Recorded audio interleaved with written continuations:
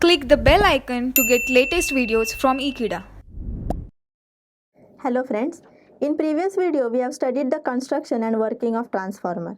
Basically transformer is a static device which transfers power from one circuit to another circuit without change in frequency. In this video we are going to study about the EMF equation of the transformer.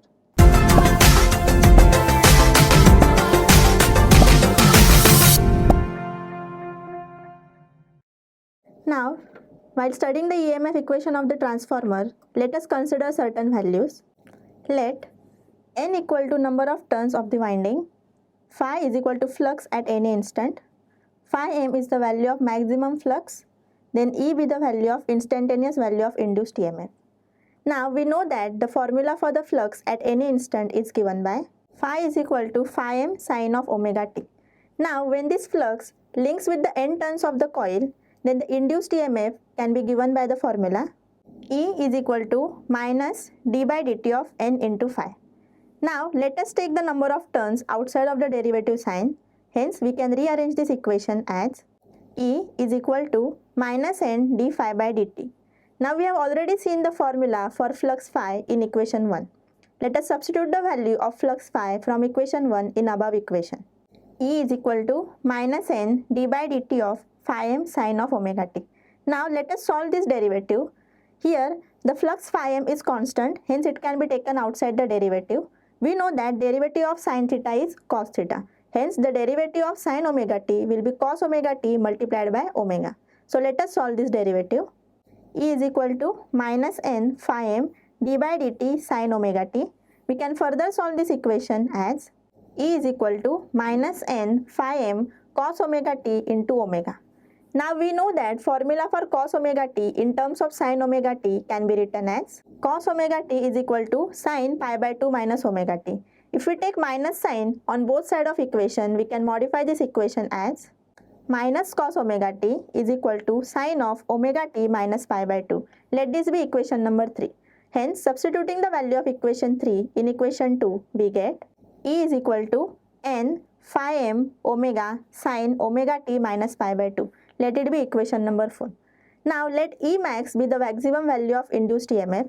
Hence, the formula for EM can be written as EM is equal to n phi m into omega. Now, if we want to find the RMS value of the induced EMF, then we can divide this equation by root 2. Hence, let us find the value of RMS value. E is equal to EM divided by root 2, equation number 6. Now, substituting the value of EM from equation 5 in equation 6, we get E is equal to n phi m omega divided by root 2.